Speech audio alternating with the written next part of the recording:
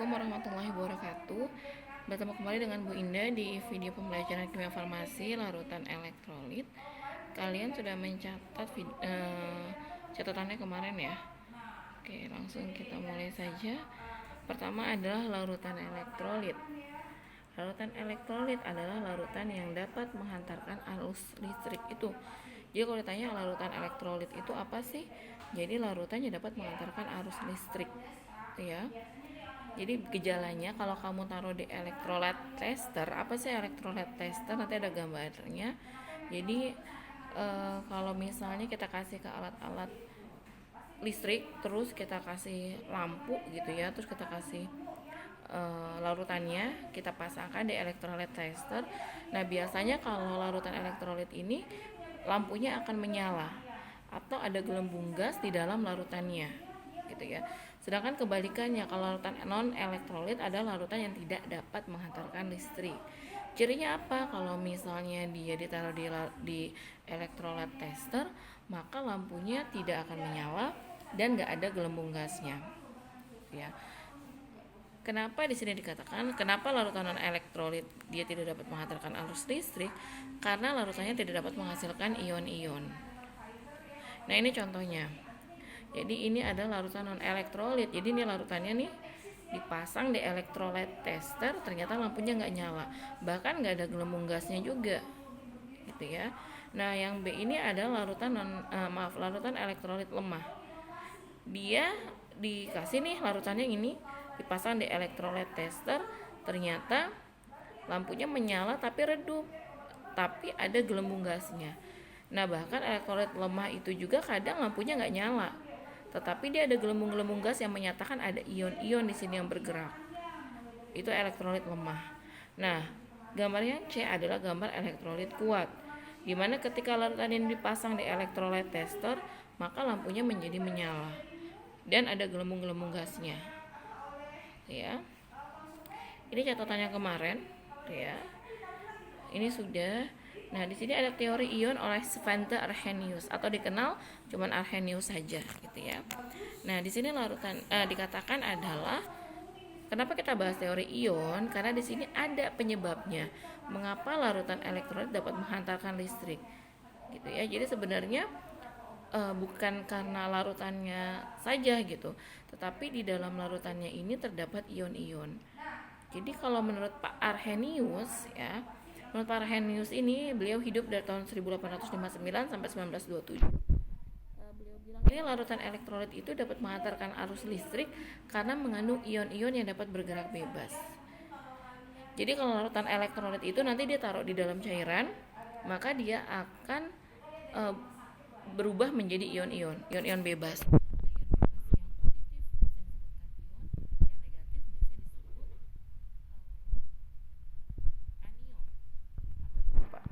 Jadi kation dan anion. Nah, ion-ion tersebutlah yang bergerak bebas dan dapat menghantarkan arus listrik, gitu ya. Jadi kenapa larutan elektrolit dapat menghantarkan listrik? Karena larutannya tersebut dia dapat membebaskan ion-ion. Gitu. Makanya nggak semua larutan itu bisa menghantarkan listrik. Contohnya di sini, nih NaCl, dia berubah, dia terurai. Dalam air NaCl ini terurai menjadi Na plus Cl min, gitu ya. Nah ini adalah ion Na plus dan Cl min, ini ion. HCl, gitu ya. HCl kalau dalam air dia akan terurai menjadi H plus dan Cl min. NaOH dia akan terurai menjadi Na plus dan OH min, gitu ya. Dan selanjutnya, nah di sini dikatakan kalau zat yang non elektrolit dalam larutan dia tidak berubah menjadi ion. Gitu.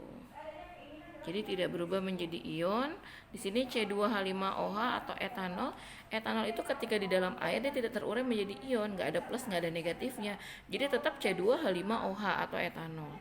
Urea CONH2 dua kali, dia juga ketika di dalam air tidak berubah menjadi ion-ion, maka dia tidak bisa menghantarkan listrik. Nah, ini keterangan selanjutnya. Larutan elektrolit yang memberikan gejala berupa lampu menyala tadi sudah ya. Yang C tadi contohnya di gambar yang C, dan membentuk gelembung gas disebut elektrolit kuat. Contohnya HCl, RAQ, H2SO4 maksudnya air laut dan air kapur. Adapun elektrolit yang tidak dapat memberikan gejala lampu menyala, tapi dia menimbulkan gelembung gas, gitu ya. Atau kalaupun lampunya nyala tapi lampunya redup, atau lampunya tidak menyala tetapi ada gelembung gasnya, maka dia disebut sebagai elektrolit lemah. Contohnya ada larutan cuka dan larutan amonia dan asam sulfida. Ini ya. Ini ada juga di catatan Ibu yang kemarin Ibu berikan. Nah, di sini kalian bisa baca ada asam kuatnya. Asam kuatnya itu asam kuat basa kuat, larutan elektrolit kuat adalah yang dia terionisasi sempurna. Jadi semuanya berubah menjadi ion, terurai menjadi ion-ion bebas. Maka dia disebut asam kuat dan basa kuat atau larutan elektrolit kuat. Gitu ya. Nah, kalau larutan elektrolit lemah tadi hanya terionisasi sebagian.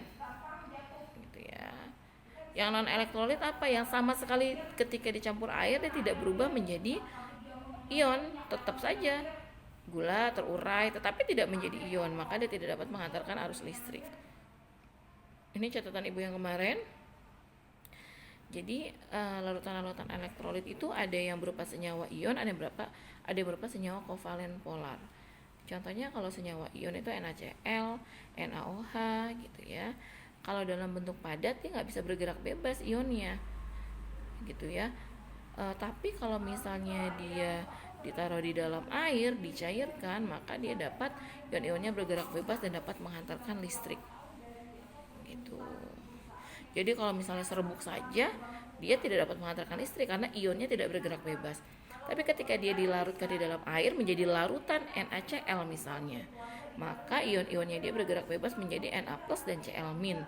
Maka ion-ion itu tersebutlah yang dapat menghantarkan listrik. Kalau senyawa kovalen polar ini sudah kalian pelajari di kelas 10 di pelajaran kimia. Ada senyawa ion, senyawa kovalen polar itu sudah ada. Jadi Ibu tidak usah menerangkan kembali ya. Nah, contoh senyawa kovalen polar ini adalah HCl, asam asetat atau asam cuka gitu ya. Bentuknya molekul tetapi ketika dilarutkan dalam air dia terionisasi. Terionisasi itu artinya berubah menjadi ion-ion. Ini sudah tadi Ibu jelaskan elektrolit kuat dan elektrolit lemah. Gitu ya. Di sini contohnya kalau larutan HCl 1 molar, M itu adalah molar, ini ya. Ini. Daya hantar listriknya lebih baik daripada asam asetat 1 molar. Jadi ini tolong ditambahkan ya ada 1 molarnya. Gitu. Kenapa? Karena HCl mengandung lebih banyak ion daripada larutan cuka. Walaupun sama-sama kekuatannya 1 molar. Jadi HCl 1 molar dengan asam cuka 1 molar, siapa yang lebih elektrolit? Yang lebih elektrolit adalah HCl. Kenapa? Karena HCl lebih banyak ionnya. Dia terionisasi sempurna. Terionisasi tadi sudah Ibu bilang berubah menjadi ion. Maka HCl disebut elektrolit kuat. Nah, tahu dari mana Bu dia terionisasi sempurna atau tidak? Ada rumusnya. Jadi di sini ini ya, banyak sedikitnya elektrolit yang mengion. Mengion itu artinya berubah menjadi ion, dinyatakan dengan derajat ionisasi atau derajat disosiasi, lambangnya alfa ya. Tuh, lambangnya alfa. Nih. Lambangnya alfa.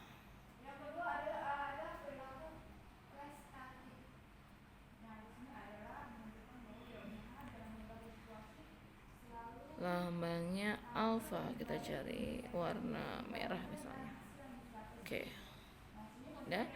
Jadi lambangnya alfa. Ini. Jadi rumusnya apa? Rumusnya adalah jumlah zat yang mengion. Mengion itu artinya tadi yang terionisasi dibagi jumlah zat mula-mula. Jadi derajat disosiasi ini atau derajat ionisasi itu dia membandingkan jumlah zat yang terion yang berubah menjadi ion dibandingkan dengan zat mula-mula, gitu ya, dengan zat mula-mula. Namanya itu disebut dengan derajat ionisasi.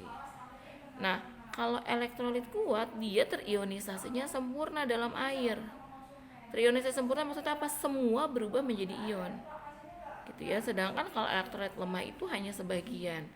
Contohnya di sini 0,1 mol CH3 ini ya contohnya. 0,1 mol asam asetat CH3COOH dilarutkan dalam 1 liter air. Jika 0,001 mol asam itu mengion artinya berubah menjadi ion atau terionisasi, maka alfanya berapa? Kita balik ke rumusnya. Derajat ionisasi adalah jumlah zat yang terionisasi ini dibagi jumlah zat mula-mula. Oke. Lihat soalnya, terionisasi berapa? 0,001. Oke. Zat mula-mulanya berapa? 0,1. Berarti 0,001 dibagi 0,1. Hasilnya adalah 0,01.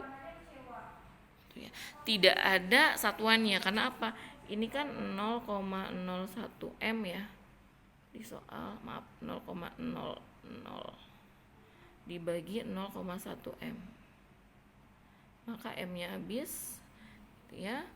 Jadi hasilnya 0,01 itu tanpa ada satuan. Itu namanya derajat ionisasi. Artinya jumlah zat yang terionisasi cuma 0,01 perbandingannya. Tuh. Nah, kesimpulannya adalah kalau semua zatnya terionisasi atau mengion, maka alfanya 1. Misalnya soalnya begini. 1 mol asam asetat dilarutkan dalam 1 liter air. Lalu 1 mol asam itu mengion, maka alfanya adalah, berarti kan 1 dibagi 1 ya. 1 dibagi 1 berapa?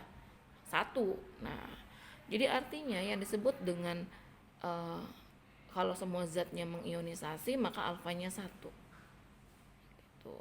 Nah, artinya kalau semuanya berubah menjadi ion, maka zat elektrolit dengan alfa yang besar yaitu mendekati 1, dia disebut dengan elektrolit kuat. Kenapa?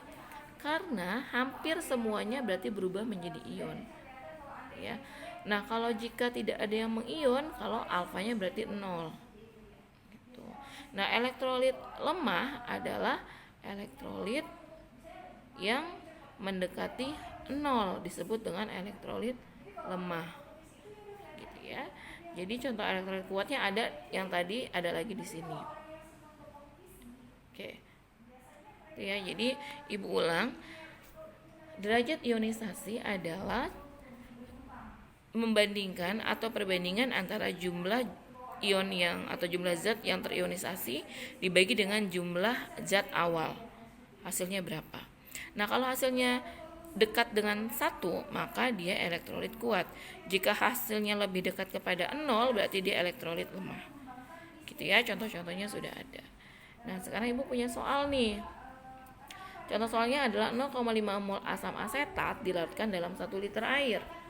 Nah, jika 0,00025 mol asam tersebut mengionisasi atau terionisasi, maka berapakah derajat ionisasinya? Ingat rumusnya. Alfa, derajat ionisasi adalah jumlah zat yang terionisasi, ya, jumlah zat yang terionisasi dibagi jumlah zat awal.